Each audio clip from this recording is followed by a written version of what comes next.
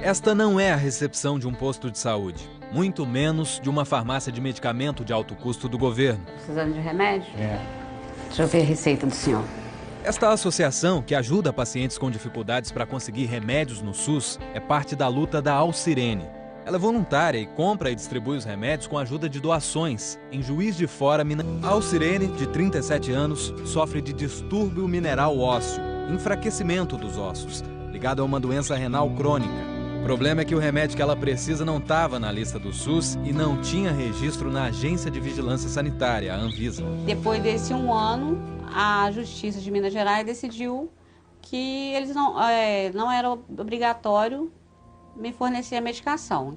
Sem o Cinacalcet, remédio fabricado no Canadá, a doença vai avançando e pode levar à morte. Se a Alcirene fosse comprar as 3 caixas que precisa, gastaria por mês R$ 2.300. Para mim, que sou assalariada, não teria condições de comprar essa medicação. O processo se arrasta há 7 anos. Muito debilitada, a Alcirene teve que se aposentar.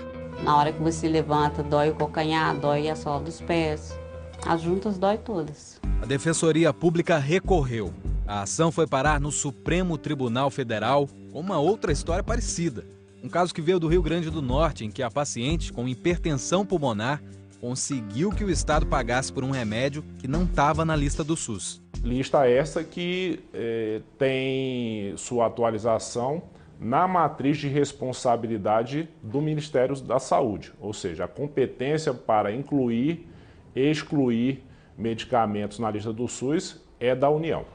O primeiro voto foi do relator das 2 ações em julgamento aqui no Supremo Tribunal Federal. O ministro Marco Aurélio Mello se manifestou a favor que o poder público forneça medicamento de alto custo para quem não tem condições de pagar.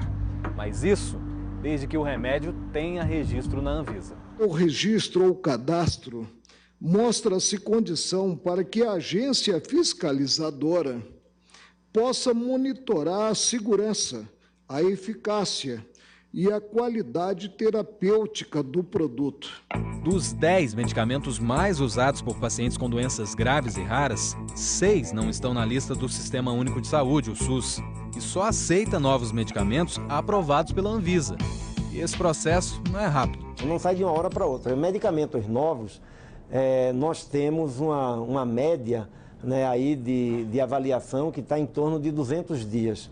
A Associação de Familiares, Amigos e Portadores de Doenças Graves, a AFAG, estima que 13 milhões de pessoas tenham doenças raras no Brasil. Pode ser uma consequência desastrosa. Agora está dizendo que poderá isso vir a acarretar um genocídio em massa. Dependendo da situação e se seguirem o voto do ministro Marco Aurélio, realmente a situação vai ficar extremamente preocupante no Brasil.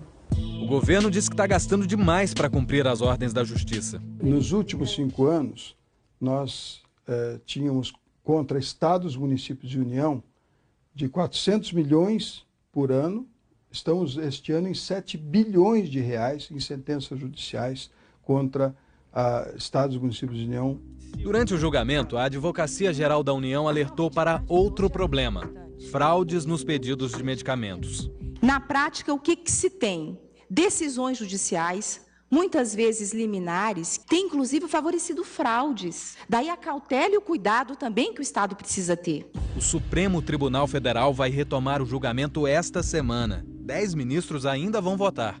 O resultado pode influenciar outras 26 mil ações parecidas que estão paradas em tribunais do país. Uma palavra do STF, no caso, pode garantir uma esperança para muitos, como pode garantir uma sentença para outros, que não é judicial. Porque a lei brasileira é clara, que diz que todo medicamento para ser comercializado no país tem que ter registro na Anvisa.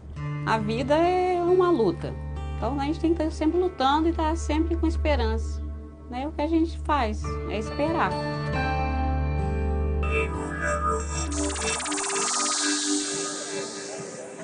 Minha vida não tem preço.